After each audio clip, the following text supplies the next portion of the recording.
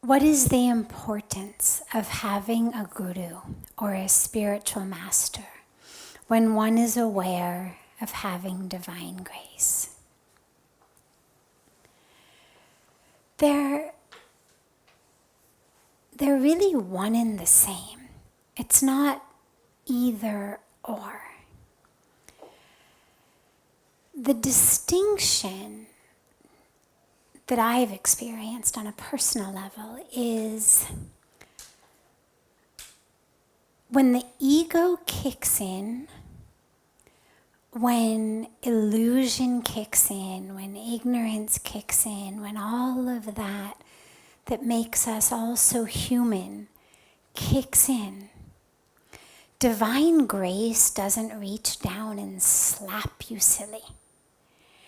Divine grace is sort of content to just be there, shine upon you, flow upon you, bestow itself upon you. And when you come back to it, when you work your way out of your ego, when you work your way out of the illusion, you see grace. It's like the sun doesn't chase you into your dark room. The sun is there, it's shining. If you want to keep your curtains closed all day or keep your window really dirty, the sun's not going to bang on your window and say, come on, come on, come on. The guru, for me, has always been much more of one who isn't prepared to put up with my stuff quite as much as divine grace that's amorphous and just there is. The guru's the one who's going to say, in whatever language or whatever way, depending on the guru, but some variation of, oh really? Really that's how you think it all is? Oh really that's who you think you are? The number of times in my life that Puja Swamiji, and he's, as far as gurus go, he's incredibly gentle. He's on the just as the sun is content to shine when you want to open your windows, it's there. He's definitely on that end of the spectrum. He's not the type who's gonna constantly be saying to you, you should be this, be doing this, you should be doing that, you should be thinking this. He's really very deeply entrenched in his own faith in God and in the universe, and in knowing that when the time is right, you'll wake up and you'll go and he'll be there. But nonetheless, he's very, very present. Very present. Even if he's not actually saying, do this, think like that, be like this, he's right there. And the vast majority of the teachings that he's given me over the years have actually been in the form of questions. I'll go to him with, oh my God, this. And he'll just sort of very gently, very matter-of-factly turn it around. One example is the day I had been here, a year and a half or so, and he had taken me to see a group of 10 or 11 schools in a slum area outside of Delhi that had wanted him and his foundation to adopt them. They were very, very poor, being managed by a small trust that no longer had the financial ability to keep managing them. But children every day were showing up, and they had come to him and said, can you take over these schools? So he took me to see them, and I held it together during the day. But as we were in the car on the way back, the tears started, and I just cried and I cried and I cried and I cried. The situation was so dire. And my whole life, all what I had wanted to do was help children. I mean, that was why I had gotten into child psychology. It was what touched me so deeply. Being here about the work was the children. And to spend your day seeing kids who not only were poor, not only were disadvantaged, but what pulled the tears for me so deeply was their gratitude, their joy.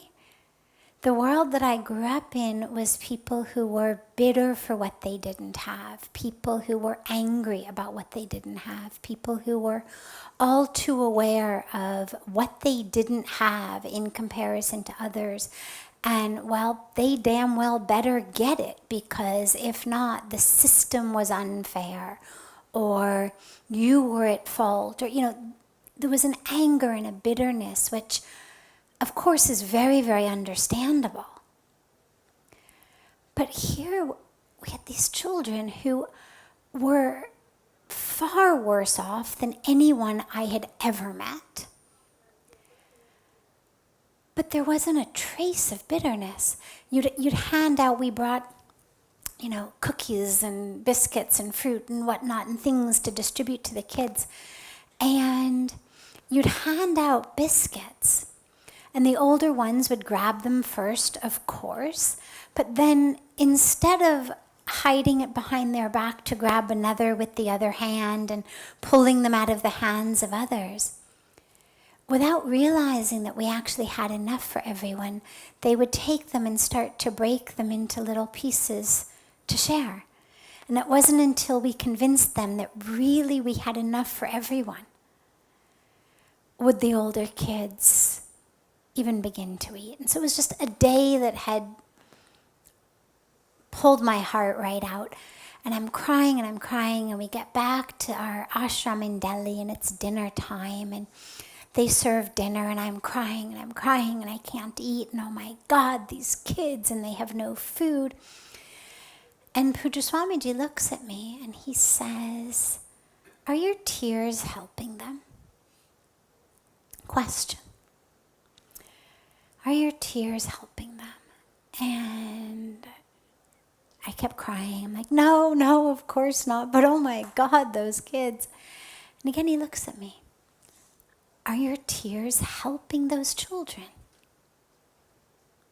Well, no, of course, I had to admit they were not. And he then turned to me with, there was no criticism, there was no judgment, it was simply a stating of the obvious. And he said, your tears are only helping your own ego. He said, you feel like a very compassionate person. You feel like, look, I'm crying about these children. That makes you feel very compassionate. He said, but actually it's not helping the children at all. If you really want to help the children, eat your dinner, go to sleep, and get up tomorrow morning at 5 o'clock and start figuring out how we are going to raise the money to adopt these 10 schools. And so that's what I did. But I share this particular story, there are dozens like it, because the teaching begins with just a question. It's a question, but now it's a question that never would have occurred to me had the Guru not been there. In fact, my relationship with divine grace would have looked something like, depending on the mood I was in, either, oh God, do something for those children, please. And I would have cried myself to sleep with hands in prayer. Oh God, do something. And when I woke up in the morning and realized that nothing had yet been done, I would have still cried and prayed and cried and prayed and cried and prayed. But the idea of getting off my behind and actually like wiping my tears and starting to figure it out would have taken me a while. Or my relationship with divine grace would have been, how can you exist? How can you exist in a world where this is happening? If there is divine grace, how is there this misery and this poverty? And so I share that because simply being aware of divine grace for me would not have been enough to pull me out of my ego.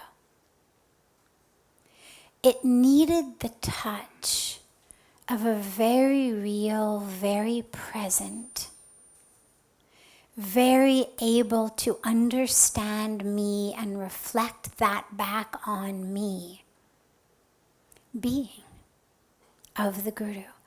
And so I would say that in my experience, in the experience of many, many people I know, the Guru is really important.